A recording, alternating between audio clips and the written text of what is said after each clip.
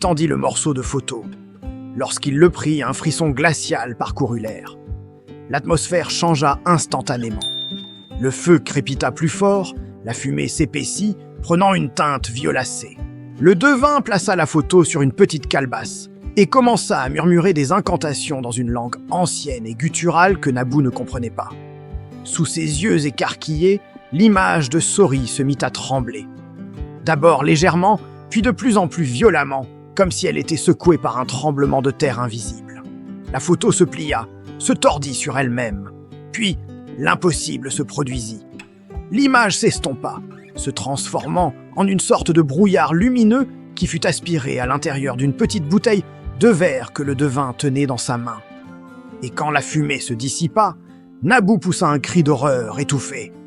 À l'intérieur de la bouteille, il y avait Sori, minuscule mais parfaitement vivant. Il n'était plus une image, mais un être de chair et de sang piégé dans une prison de verre. Il se débattait, frappant les parois transparentes avec ses petits poings. Son visage était déformé par la peur et l'incompréhension. Naboo pouvait presque entendre ses cris muets, ses supplications silencieuses.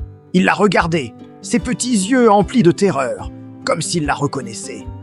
Naboo recula, terrifié par ce qu'elle avait déclenché. La réalité de son acte la frappa de plein fouet. Ce n'était plus un simple sortilège, c'était une abomination. Mais alors qu'elle était paralysée par la peur, le devin, lui, sourit. Un sourire sans joie, cruel et satisfait. Il lui tendit la bouteille. « Garde-la cachée », lui dit-il d'un ton mielleux. « Cache-la dans un endroit où personne ne pourra jamais la trouver. Tant que personne ne touche cette bouteille, tant qu'elle reste intacte et secrète, sa vie, sa volonté, son esprit, tout appartient. Il sera à tes ordres, mais son âme est ici, avec moi. » En prenant la bouteille, Naboo sentit un froid glacial envahir sa main, puis son bras jusqu'à son cœur.